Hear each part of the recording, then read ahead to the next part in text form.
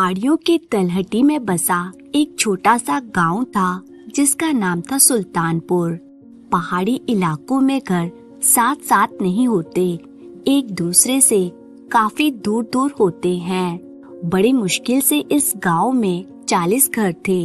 इस गांव में एक नाई रहता था जिसका नाम था रघु। रघु बहुत ही नेक, ईमानदार और भगवान पर भरोसा रखने वाला आदमी था। उसकी ईमानदारी के कारण लोग उसे बड़ा आदर और सम्मान देते थे। भगवान की दया से उसके पास 5 बच्चे थे।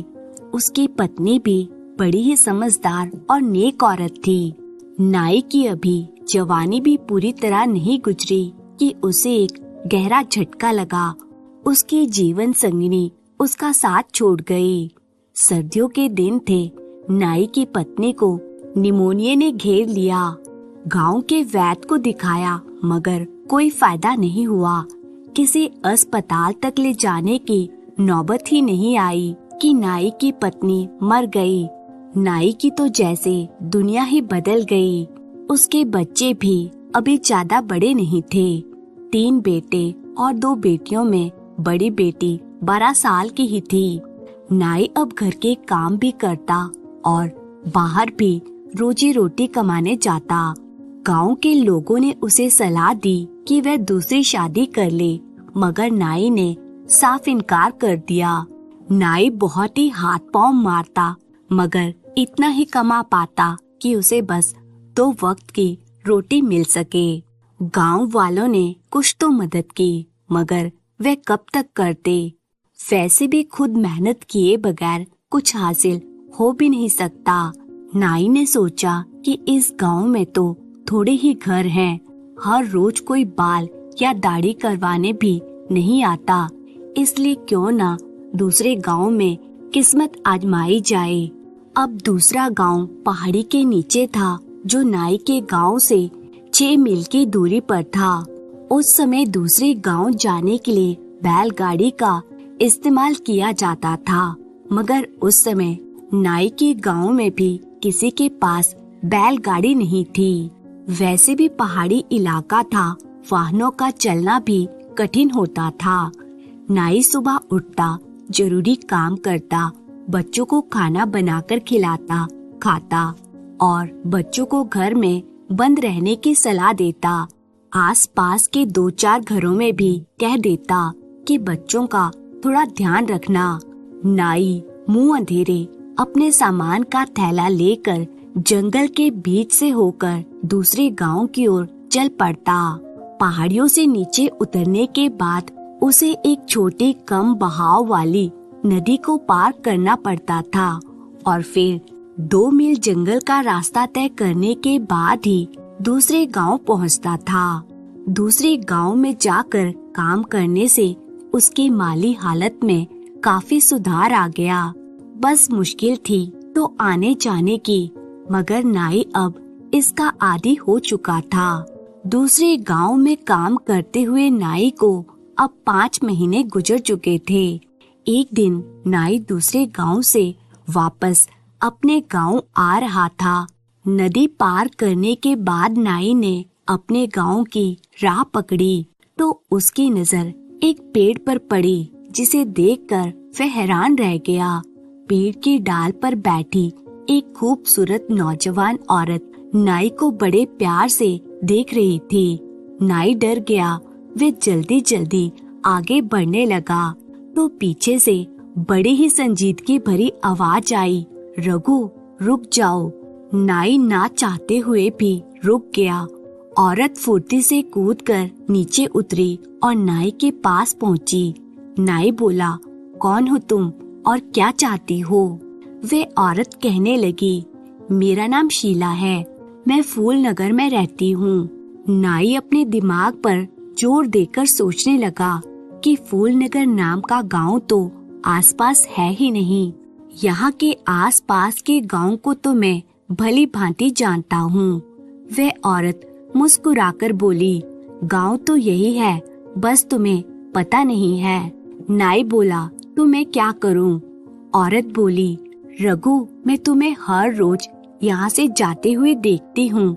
आज बात करने को दिल चाहा तो चली आई। नाई बोला, घर में मेरे बच्चे मेरी राह देख रहे हैं, मुझे जल्दी जाना है, मेरे पास अब बात करने का समय नहीं है। नाई इतना कहकर आगे चलने लगा। वह घर गया और खाना बनाकर बच्चों को खिला पिलाकर सो गया। उसने इस औरत वाली घटना के बारे में ज्यादा नहीं सोचा। अगले 2-3 दिन तक नाई को वह औरत नहीं मिली, क्योंकि दिन अब जल्दी जल्दी ढलने लगा था। नाई अब अपने साथ एक छोटी सी लालटेन रखने लगा था। 5वें रोज फिर वह औरत नाई को उसी जगह पर मिली। आज नाई को वह औरत लालटेन की रोशनी में डरावनी सी दिख रही थी। एक लम्हे को तो नाई डर गया और बोला, मेरा रास्ता छोड़ दो, मुझे घर जल्दी पहुंचना है। आज तुम्हें मुझसे क्या बात करनी है? तुम इस समय घर से निकल आती हो, क्या तुम्हें घर वाले रोकते टोकते नहीं हैं? औरत बोली, मुझे कौन रोक टोक सकता है? नाई ने कहा, तो फिर तुम्हारे घर वाले लापरवाह हैं।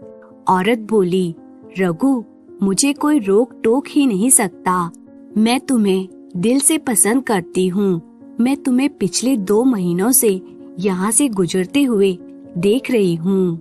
जब मैंने तुम्हें पहली बार यहाँ से गुजरते हुए देखा था तो देखती ही रह गई थी। नाई ने कहा, मेरे 5 बच्चे हैं, मेरे पास इन सब बातों के लिए बिल्कुल समय नहीं है। औरत बोली, रघु, तुम कुछ ना कहो, मैं तुम्हारे बारे में सब जानती हूँ। क्या तुम मुझसे विवाह करोगे? उसकी इस बात पर नाई हक्का बक्का रह गया। नाई बोला, मैं तुम्हें जानता तक नहीं, विवाह की बात तो बहुत दूर की है।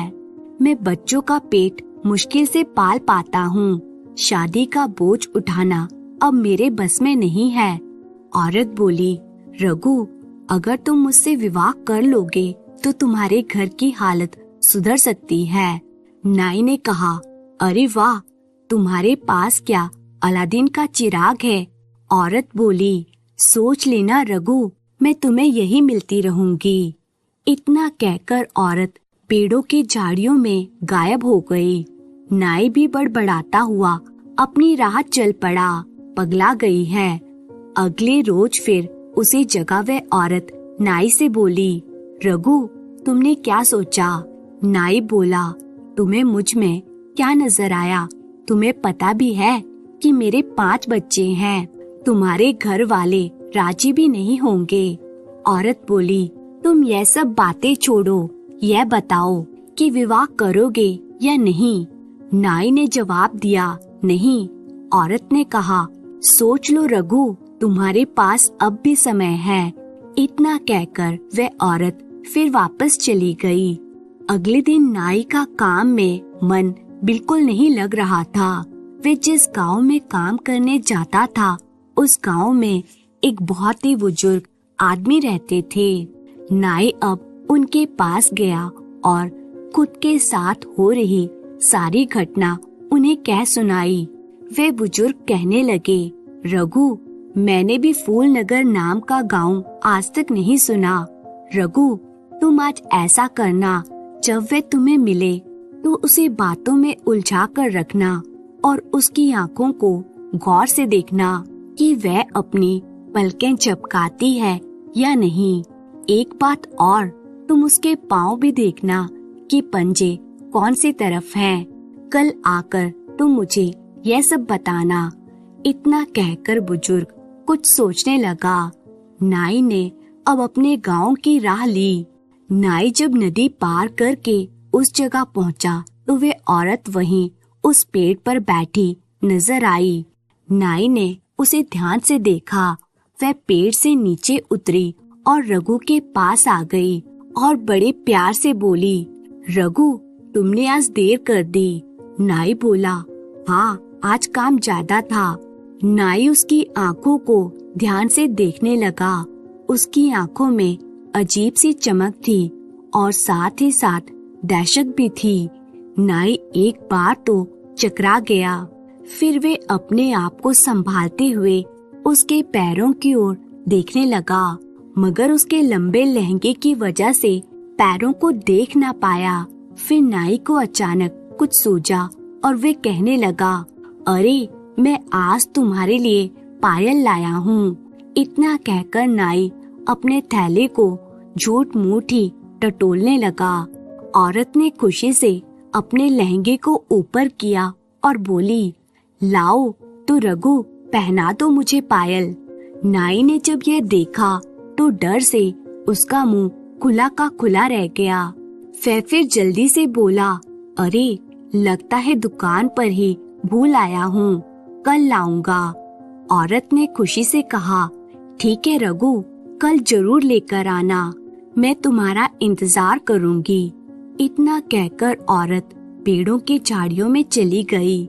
नाई जल्दी जल्दी चलता हुआ अपने घर पहुंचा। उसने घर पहुंचकर सारे काम किए, बच्चों को खाना खिलाया, फिर बिस्तर पर सो गया। बिस्तर पर वह लेट तो गया, पर सारी रात उसे नींद नहीं आई।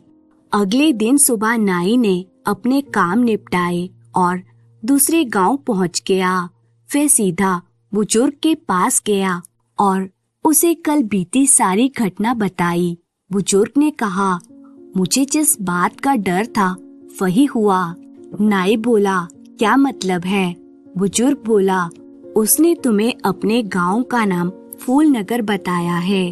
दरअसल उसने अपनी दुनिया के गांव का नाम तुम्हें बताया है। उनकी अपनी एक दुनिया होती है, कभी कभी गलती से वे हमारी दुनिया में आ जाते हैं। नाई बोला, जी आप मुझे साफ साफ बताइए, मुझे कुछ समझ नहीं आ रहा। बुजुर्ग बोला, रघु तुम जिसे औरत समझ रहे हो, दरअसल वह एक भूतनी है जो तुमसे सच्चा प्यार कर बैठी है। बुजुर्ग की बात सुनकर नाई के चेहरे का रंग उड़ने लगा। नाई बोला, तो अब मैं क्या करूं? बुजुर्ग बोले, वह तुम्हें नुकसान भी पहुंचा सकती है अगर तुम उसका कहा नहीं मानोगे तो। नाई बोला, तो फिर मैं क्या करूं? बुजुर्ग ने कहा, तुम्हें उसे मीठी मीठी बातों में उलझाकर उसके बाल काट लेने हैं और फिर वह तुम्हारे बस में हो जाएगी, कभी तुम्हारे खिलाफ नहीं जा पाएगी। मगर याद रखना, कटे हुए बाल उसके हाथ नहीं लगने चाहिए। उसके बालों को ऐसी जगह छुपा देना जहां उन्हें वह ढूंढ न सके। नाई ने कहा, मैं उसे गुलाम नहीं बनाना चाहता, बल्कि अपनी जान छुड़ाना चाहता हूँ। बुजुर्ग बोले, उसे छुटकारा पाना इतना आसान नहीं है। तुम उससे प्यार भरी बातें करो, जब वह तुम्हारे काबू में आ जाएगी तो अपने बारे में सच सच बता देगी। मेरी मानो तो उसे अपने बस में करके देखो, नहीं तो वे हर हाल में तुम्हें बर्बाद कर देगी अगर तुम उसके कहे अनुसार नहीं चलोगे तो। नाई अब दिन भर सोचता रहा और जब सांझ डली तो अपने गांव की तरफ चल पड़ा। आज वे औरत फिर उसे उसी जगह पर मिली, खूबसूरत भी लग रही थी। नाई ने उसे यह महसूस ही नहीं होने दिया कि वह उसका राज अब जान चुका है। नाई के मन में अब उसके बाल काटने की योजना चल रही थी। अरे तुम्हारी पायल, नाई ये कहते हुए अपने थैले को जमीन पर रखकर उसे टटोलने लगा। तभी वह औरत पायल को देखने की उत्सुकता से नीचे झुकी तो नाई ने अपने तरीके से उसके चेहरे के पास लटकते बालों की लट को झट से काट लिया। अब वह औरत जोर जोर से रोने लगी और डरावने रूप में आ गई। उसे देखकर नाई को बड़ा डर लग रहा था। औरत बोली, रघु तुमने मेरे साथ धोखा किया है, तुमने मेरे प्यार का फायदा उठाया है। मैं तो वैसे भी तुम्हारी गुलाम थी, मगर यह तुमने मेरे बाल काट कर अच्छा नहीं किया। नाई बोला, अच्छा तो पहले तुम अपने उसी रूप में आओ और अपने बारे में सब सच सच बताओ। औरत अपने खूबसूरत रूप में आ गई। और कहने लगी, मेरा नाम शीला है, हमारी बस्ती फूल नगर में है। एक दिन मैं घूमती हुई इधर आ निकली। मैंने जब तुम्हें शाम को यहाँ से गुजरते हुए देखा तो मैं तुम पर मोहित हो गई। अब तो मैं तुम्हारी गुलाम हूँ, बताओ तुम्हारे लिए क्या कर सकती हूँ। नाई ने कहा, अब मुझे तुमसे कोई डर नहीं है, मैं तुम्हें अपने घर ले जा सकता हूँ, मगर मेरे बच्चों के सामने अपने असली रूप में कभी भी आने की कोशिश मत करना। कभी मेरे बच्चे तुम्हारे उल्टे पांव देख न पाए और गांव में भी तुम्हारे राज का पता नहीं चल पाए, वरना तुम जानती हो कि तुम मेरे काबू में हो। शीला बोली, हाँ मैं जानती हूँ, अगर तुम मेरे बाल भी ना काटते तो भी मैं तुम्हारा हर कहना पूरा करती। मुझे तुम्हारी हर बात मंजूर है, मैं तुम्हारे साथ चलने में खुश हूँ। नाई ने कहा, मेरा तुम्हारा कोई रिश्ता नहीं है, मेरे बारे में कोई गलत ख्याल भी मत लाना। शीला ने कहा, जो हुक्म। रघु नाई बोला, चलो मेरे साथ। वे नाई के साथ साथ चलने लगी। घर पहुँचे तो उसकी बेटी ने पूछा, बापू ये कौन है? नाई ने कहा, बच्चों ये तुम्हारी नई माँ है। बच्चे घर में माँ को पाकर बड़े खुश हुए। नाई खाना बनाने लगा तो शीला बोली, आज से तुम खाना बनाने के झंझट से आजाद हो, घर के काम की सारी जिम्मेदारियाँ मेरी है। सच में अब नाई की दुनिया ही बदल गई थी। सब काम घर के अपने आप होने लगे। नाई ने अपने बच्चों को सख्ती से कहा था कि माँ के बारे में बाहर किसी को नहीं बताना। बच्चे अब घर से बाहर खेलने जाते तो लोग यह देखकर अचंभे में पड़ जाते कि अब नाई के बच्चे नए धुले साफ सुथरे कपड़े पहने हुए रहने लगे हैं। घर भी हमेशा साफ सुथरा रहने लगा है। असल में शीला दूसरों को दिखाई नहीं देती थी। कभी कभी शीला को नाई द्वारा काटे बालों का बड़ा अफसोस होता था, क्योंकि अब वे अपनों से नहीं मिल सकती थी, अपनी दुनिया में नहीं जा सकती थी। नाई ने वे बाल हंडिया में डालकर घर की एक दीवार के पास दबा दिए थे। समय बीतता गया, बच्चे बड़े होने लगे तो लोगों ने बच्चों से पूछना शुरू कर दिया कि तुम्हें तैयार कौन करता है और कौन तुम्हारे घर का सारा काम करता है। बच्चों ने कह दिया कि हमारी माँ हमें तैयार करती है। यह सुनकर लोगों को बड़ा अचंभा हुआ कि यह कैसे हो सकता है, क्योंकि इनकी माँ को मरे तो सालों बीत गए हैं। फिर एक दिन सांझ को पड़ोस की एक औरत चुपके से नाई के घर में ताक झाक करने लगी। बस शीला से उसी दिन भूल हो गई कि वह उस पड़ोसन को उल्टे पांव सब्जी काटते हुए नजर आ गई। पड़ोसन तो वहीं बेहोश हो गई। होश आया तो घर जाकर उसने अपने पति को सारी बात बताई। उसका पति कहने लगा, अब ये बात दोबारा अपने मुंह पर मत लाना। अगर ये बात झूठी निकली तो कोई गांव में हमारी बात पर यकीन नहीं करेगा। पड़ोसन बोली, मैं भगवान की कसम खाकर कहती हूँ, मैं झूठ नहीं बोल रही हूँ। फिर कई दिनों तक पड़ोसन और उसका पति नाई के घर में ताक झाक करने लगे। तो एक दिन उस पड़ोसन के पति ने भी उस औरत को देख लिया। फिर यह बात पूरे गांव में फैल गई। सब नाई के घर को भूतनी का घर कहने लगे। नाई का घर अब भूतनी के घर के नाम से मशहूर हो गया था। उड़ते उड़ते ये बात नाई के कानों में भी पहुंच गई।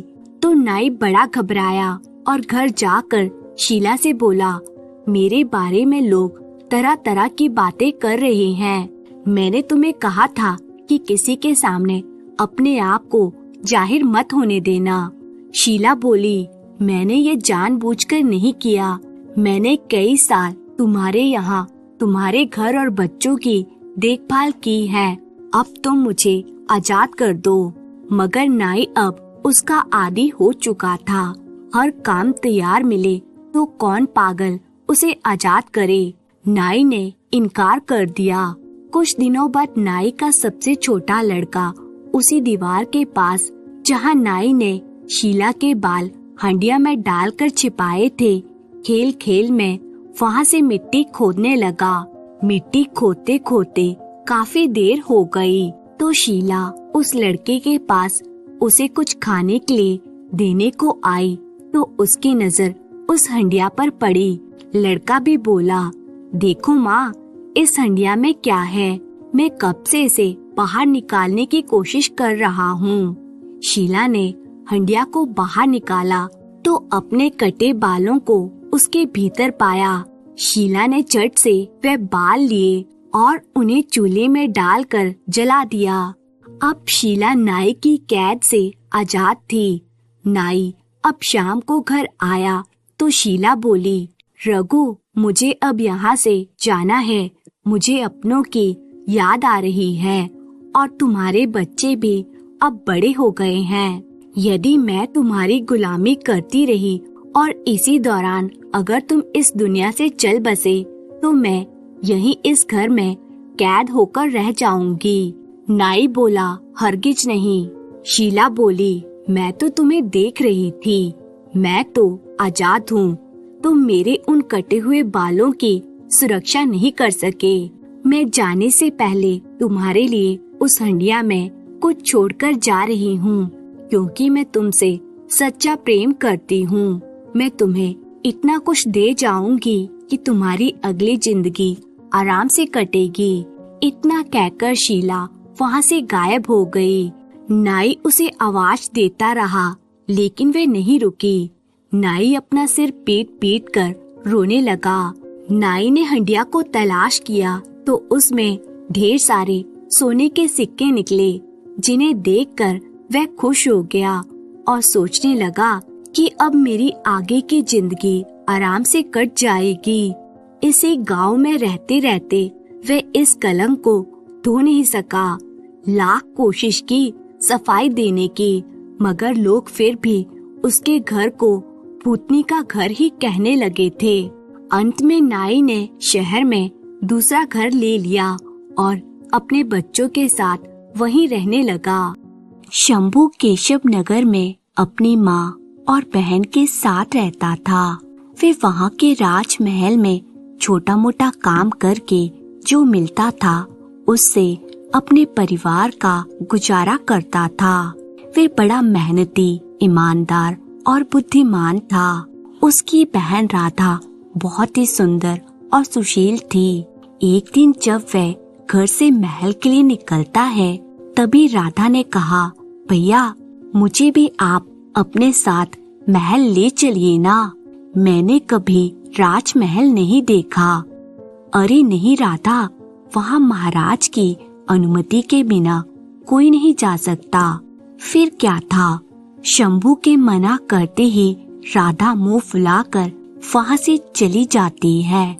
शंभू जब महल में काम करने जाता था तब अक्सर यह सोचता, काश मैं अपने परिवार को भी ऐसे महल जैसे घर में रख पाता। फिर वो मन ही मन अपने विचारों पर हंसने लगता। मैं भी क्या ख्याली पुलाव पकाने बैठ गया। चलो जल्दी काम खत्म करके घर चलता हूँ। उस नगर के राजा का एक बेटा था जो राजा को अपने प्राणों से भी ज्यादा प्यारा था। नगर के सभी लोग सुखी थे और राजा अपनी प्रजा का बहुत ध्यान रखते थे। एक दिन जब राजा दरबार में बैठे थे तब अचानक से एक गरीब किसान रोता हुआ दरबार में आया। राजा ने उससे पूछा, अरे तुम इतना क्यों रो रहे हो? मुझे तुम्हारी समस्या बताओ।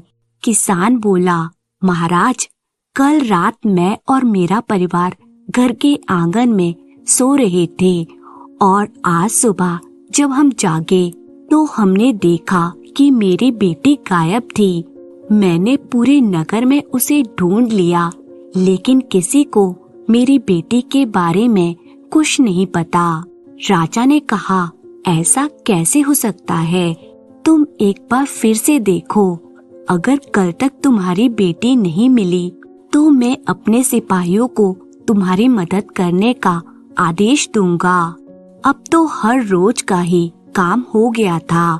रोज कोई न कोई अपनी बेटी के गुम होने की फरियाद लेकर महाराज के पास आता था। चिंतित होकर राजा ने सोचा, यह तो बड़ी चिंता का विषय हो गया है। पिछले 1 सप्ताह से रोज कोई न कोई अपनी बेटी के गुम होने की फरियाद लेकर आता है। मैं आज से ही अपने सिपाहियों को आदेश देता हूँ कि वे नगर के चारों ओर अपना पहरा लगा दें और जो भी नगर की बेटियों को उठाकर ले जा रहा है उसे पकड़ा जाए। उस दिन महाराज ने नगर के आसपास कड़ी सुरक्षा का बंदोबस्त करवा दिया ताकि कोई भी अनजान नगर में आए या नगर से बाहर जाए उसकी अच्छे से जांच की जाए और कोई भी जांच के बिना न जा सके। इतनी कड़ी सुरक्षा के बावजूद भी दूसरे दिन एक किसान फिर आया और कहने लगा, महाराज, मेरी बेटी को कोई उठा ले गया है, मेहरबानी करके मेरी मदद कीजिए। राजा बोले, मैं तुम्हारी परेशानी समझ सकता हूँ। मैं तुम्हारी बेटी को ढूंढने अभी सिपाहियों को भेजता हूँ और आज से नगर की सुरक्षा भी बढ़ा देता हूँ। महाराज ने उसी समय शंभू को बुलाकर कहा, शंभू, आज तुम्हें मैं एक बहुत ही जरूरी काम सौंपने जा रहा हूँ। शंभू बोला, आदेश कीजिए महाराज।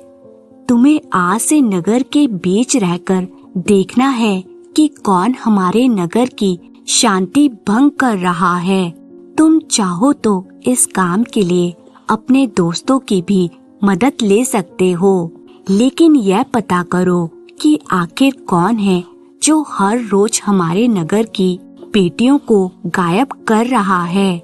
जो आज्ञा महाराज। ऐसा कहकर शंभू नगर में चला जाता है और रात के पहरे की तैयारी करता है।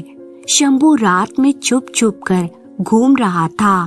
तब अचानक उसने जो देखा वो देखते ही उसका सिर चकरा गया और वे सोचने लगा, अरे मैं कहीं सपना तो नहीं देख रहा।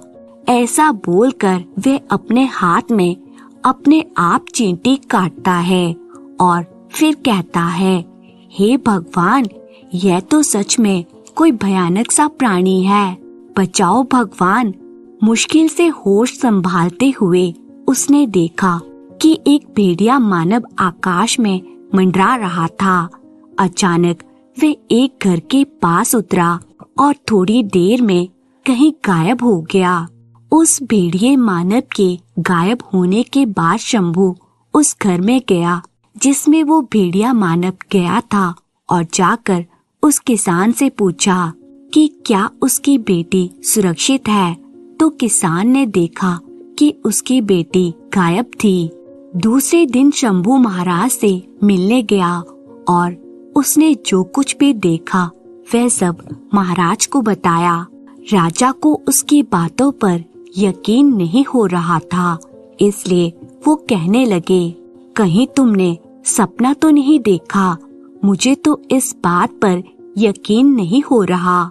ऐसा करो, तुम गांव के लोगों को इकट्ठा करो और पहरा दो, फिर देखो कि वो भेड़िया मानव वहां आता है कि नहीं। ठीक है महाराज, मैं देखता हूँ। दूसरे दिन शंभू ने कुछ और लोगों के साथ मिलकर गांव में पहरा देने का काम शुरू किया।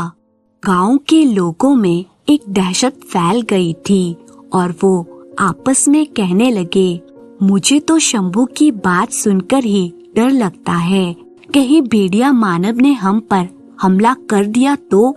शंभू बोला, अरे हम इतने सारे लोग हैं और हमारे पास हथियार भी हैं, अगर उसने हम पर हमला किया तो हम उसे छोड़ेंगे नहीं। आज तो कुछ भी हो जाए, हम उसे पकड़ कर ही रहेंगे। आधी रात होने को आई थी लेकिन कोई दिखा नहीं। सब लोगों को नींद आने लगी थी।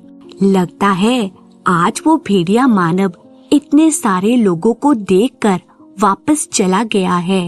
इतने में तेज हवाएं चलने लगी और वो भेड़िया मानव गांव वालों के ऊपर चक्कर लगाने लगा। सारे गांव वाले डर के मारे जोर जोर से चिल्लाने लगे और इधर उधर अपनी जान बचाने के लिए भागने लगे। अरे बचाओ कोई मुझे, मेरी तो अभी शादी भी नहीं हुई है, मुझे मरना नहीं है, बचाओ मुझे। अरे गलती हो गई, बच्चे की जान लोगे क्या? चलो जल्दी कहीं छुप जाते हैं। और वो सब लोग जहाँ जगह मिली वहाँ छुप गए। लेकिन शंभू बड़ी बहादुरी दिखाकर उसे पकड़ने की कोशिश करने लगा। रुको, अभी तुम्हें मजा चखाता हूँ। और शंभू ने जब उसका हाथ पकड़ने की कोशिश की तो उसके हाथ में से सोने का कड़ा निकल गया और वे भेड़िया मानव पास के एक घर के पास नीचे उतरा और थोड़ी देर में कहीं अदृश्य हो गया। शंभू ने वे कड़ा उठाया और उसे देखकर वे सोचने लगा, अरे यह तो शाही कड़ा लगता है, ये इसके पास कहाँ से आया? मुझे महाराज को खबर करनी चाहिए। और शंभू तुरंत ही महल में महाराज से मिलने गया। उसे देखकर राजा कहने लगा, अरे शंभू क्या बात है, इतनी रात गए तुम महल में आए हो, क्या कुछ पता चला? तुम तो बहुत घबराए हुए लगते हो। महाराज आप सुनेंगे तो आपके भी होश उड़ जाएंगे। फिर उसने महाराज को सारी बात बताई और वे सोने का कड़ा दिखाया। वे कड़ा देखकर राजा कहने लगे, अरे यह तो राजकुमार का कड़ा है, ये भेड़िए मानव के पास कैसे आया? कहीं वे राजकुमार पर तो हमला करने नहीं जा रहा था। अब तो महाराज की चिंता और बढ़ गई। उन्होंने पूरे नगर में ये घोषणा करवाई कि जो कोई भी उस भेड़िए मानव के बारे में पता लगाएगा या उसे पकड़कर लाएगा तो महाराज उसे एक बड़ी हवेली जैसा घर देंगे और उसे और उसके परिवार के लिए आजीवन खाने पीने के लिए धन देंगे। यह घोषणा सुनकर गांव वाले बोले, अरे हवेली और धन का क्या करेंगे जब हमारी जान ही नहीं रहेगी? नहीं भाई नहीं, हमें कुछ नहीं चाहिए। अरे हाँ भाइयों, कल रात तो हमने बड़ी मुश्किल से अपनी जान बचाई थी, अब हम अपनी जान का जोखिम नहीं ले सकते। ऐसा कहकर सब नगरवासी वहाँ से चले गए। उस रात शंभू की बहन राधा को वह भेड़िया उठाकर ले गया।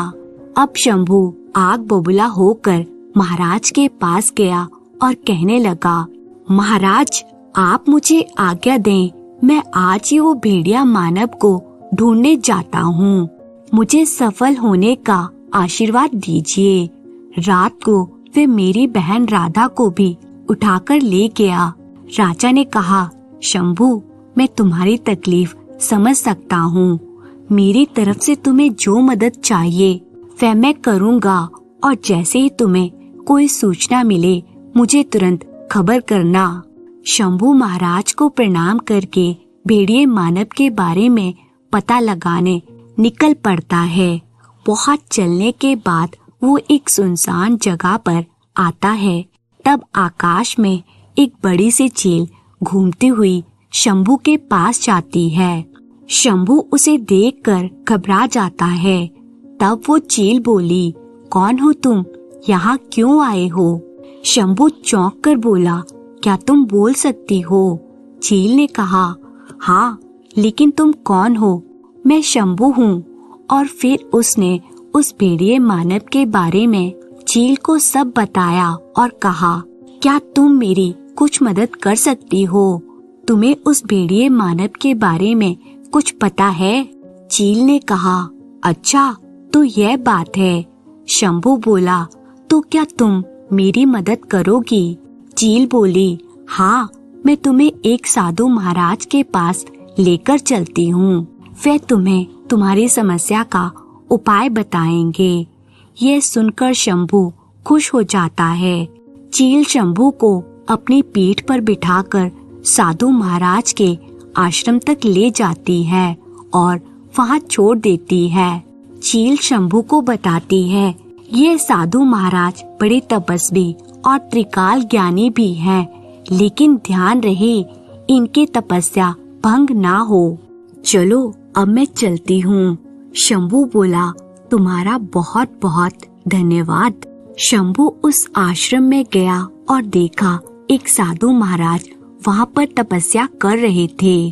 शंभू ने कहा, प्रणाम साधु महाराज, क्या मैं अंदर आ सकता हूँ?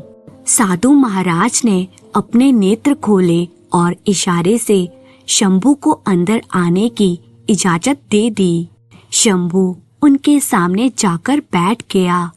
थोड़ी देर बाद साधु महाराज ने कहा, बोलो पुत्र, इस जंगल में क्या करने आए हो? शंभू बोला, साधु महाराज, मेरा नाम शंभू है। मेरे नगर के लोग बहुत परेशान हो गए हैं। फिर शंभू ने साधु महाराज को सारी बात बताई। साधु बाबा बोले, ओह, तो यह बात है। उन्होंने आंखें बंद करके ध्यान लगाया और फिर कुछ देर बाद आंखें खोली और कहने लगे, बेटे, ये बड़ी ही गंभीर समस्या है और इस समस्या का हल बहुत ही कठिन है। शंभू बोला, लेकिन ऐसा क्यों? आप मुझे कुछ बताइए तो।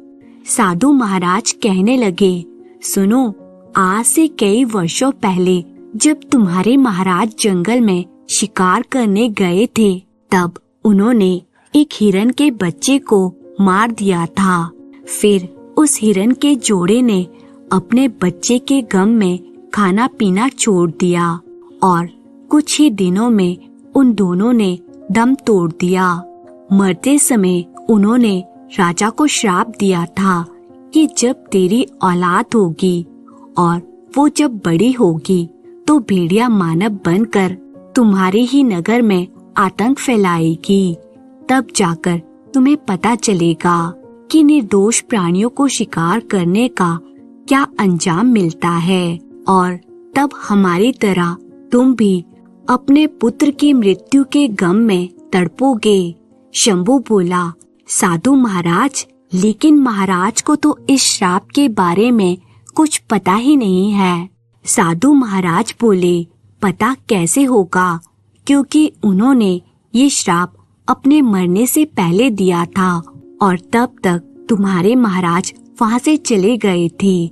ऐसा कहकर साधु महाराज शंभू को उनके आश्रम से कुछ दूर एक पेड़ के पास लेकर गए और कहने लगे, यह देखो, ये वही जगह है जहाँ महाराज ने उस हिरन के बच्चे को मारा था और यहीं पर उस हिरनी के जोड़े ने मरते समय महाराज को श्राप दिया था। शंभू बोला, साधु बाबा, हमारे महाराज की तरफ से मैं उन निर्दोष प्राणियों के लिए क्षमा मांगता हूँ। उस समय वो बड़ी सी चील उस पेड़ पर बैठी थी और साधु महाराज और शंभू की बातें सुन रही थी। शंभू बोला, लेकिन साधु महाराज, मुझे मेरी बहन और गांव की दूसरी लड़कियों की जान बचानी है। बताइए, मुझे क्या करना होगा? साधु महाराज बोले, उसके लिए तुम्हें बहुत कठिन कार्य करना पड़ेगा। शंभू बोला, आप जो बोलेंगे मैं करने के लिए तैयार हूँ, आदेश दीजिए। साधु महाराज बोले, इसके लिए तुम्हें यहाँ से दूर एक जंगल में खंडर जैसी जगह है, वहाँ जाना होगा, क्योंकि वह भेड़िया मानव सभी लड़कियों को वहीं उठाकर ले जाता है। लेकिन साधु बाबा, मैं वहाँ कैसे जाऊँगा? जैसे तुम यहाँ तक आए हो वैसे ही उस जगह तक भी पहुँच जाओगे। तुम्हें वहाँ छुप कर उस भेड़िए मानव की प्रतीक्षा करनी होगी। शंभू बोला, अगर उसने मेरे पर हमला कर दिया तो? साधु बाबा बोले, उस भेड़िए मानव के प्राण उसकी पूंछ में है, तो तुम्हें उसे मारने के लिए उसकी पूंछ काटनी पड़ेगी। शंभू बोला, लेकिन वह तो राजकुमार हैं, मैं उन्हें कैसे मार सकता हूँ? तुम्हारे पास और कोई चारा नहीं है। पता नहीं जब तक तुम वहाँ पहुँचोगे वे और कितनी बेटियों को उठाकर ले जाएगा। वो भेड़िया अमावस्या के दिन सबसे ज्यादा ताकतवर हो जाता है और पूर्णिमा के दिन सबसे ज्यादा कमजोर हो जाता है। उस दिन वो अपना शिकार करने नहीं जाता है। पूरे महीने में एक ही दिन वे सबसे ज्यादा कमजोर होता है। तुम्हें उसी समय का फायदा उठाकर उसे मारना होगा। शंभू बोला, मुझे आज्ञा दीजिए बाबा, मैं उस भेड़िए मानव को मारने के लिए चलता हूँ। साधु बाबा बोले, एक बात याद रखना, तुम्हें उस भेड़िए मानव की पूंछ काट कर यहाँ लेकर आनी है और इसी स्थान पर वह पूंछ रखनी है। शंभू बोला, लेकिन क्यों? तभी उस हिरनी के जोड़े की आत्मा को शांति मिलेगी और उन्हें मुक्ति मिलेगी। ठीक है साधु बाबा। शंभू साधु महाराज को प्रणाम करके वहाँ से निकल जाता है। शंभू साधु महाराज के बताए हुए रास्ते पर चल पड़ता है।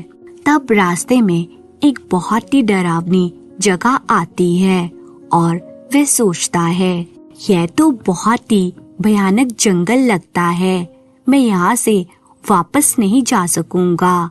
हे भगवान, मेरी मदद कीजिए। तभी वह बड़ी सी चील वापस वहाँ पर आती है।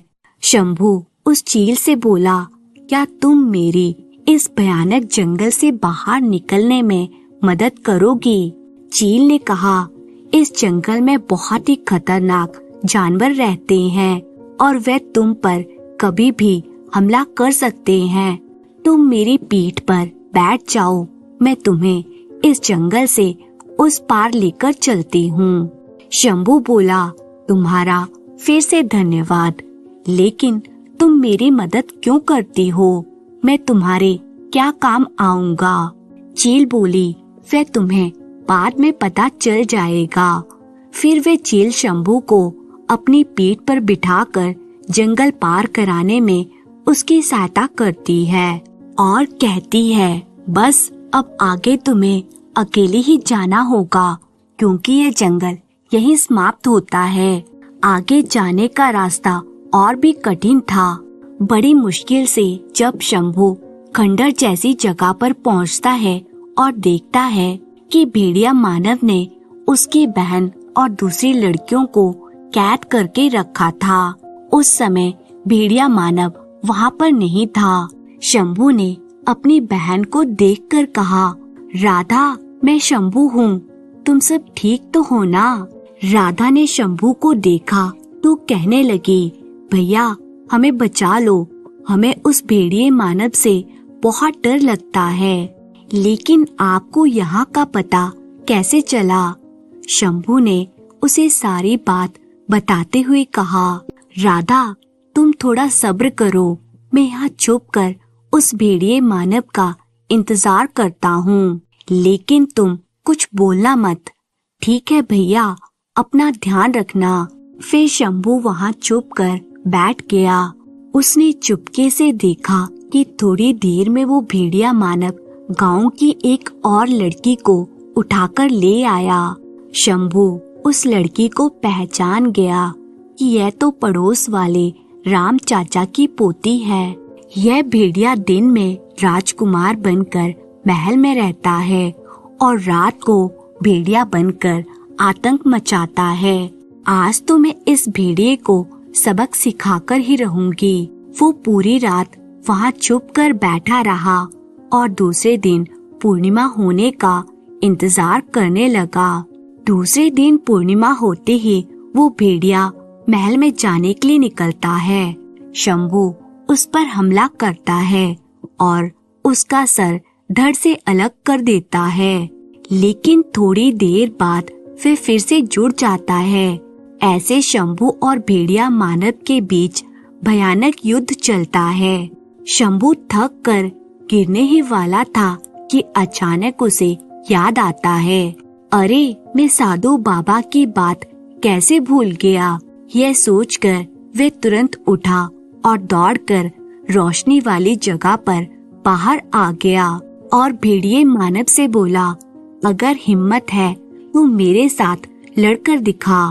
भेड़िया मानव शंभू के पीछे बाहर आता है, लेकिन चांद की रोशनी में आते ही वो कमजोर हो जाता है और शंभू इसका फायदा उठाकर भेड़िए मानव की पूंछ काट देता है। पूंछ कटते ही वो भेड़िया मानव वहाँ ढेर होकर गिर गया और मर गया। मरते मरते वो वापस राजकुमार के रूप में आ गया और शंभू से बोला, शंभू मुझे माफ कर देना, इसमें मेरा कोई कसूर नहीं है। अच्छा हुआ तुमने मुझे इस शापित जीवन से मुक्ति दे दी। शंभू बोला, मुझे माफ कर दीजिए राजकुमार जी, मुझे साधु बाबा ने आपकी मुक्ति के लिए यही उपाय बताया था। राजकुमार बोला, तुमने जो किया वो अच्छा किया। मैं किसी को मेरी व्यथा कह भी नहीं सकता था। मैं इस दोहरे जीवन से मुक्ति पाना चाहता था। मेरे पिताजी को कहना कि मेरे मरने का दुख ना करें। ऐसा कहकर राजकुमार ने अपने प्राण त्याग दिए। शंभू जल्दी से अपनी बहन राधा और गांव की दूसरी लड़कियों को वहां से छुड़ाता है। राधा ने कहा, भैया आज तुमने हम सबके प्राण बचाए हैं। ये बहुत ही खतरनाक भेड़िया था, तुम जल्दी से हमें यहाँ से ले चलो। शंभू बोला, अब ये मर गया है, तुम सबको अब इससे डरने की कोई आवश्यकता नहीं है। चलो हम सब अपने गांव वापस चलते हैं। ऐसा कहकर शंभू सबको लेकर अपने गांव वापस जा रहा था।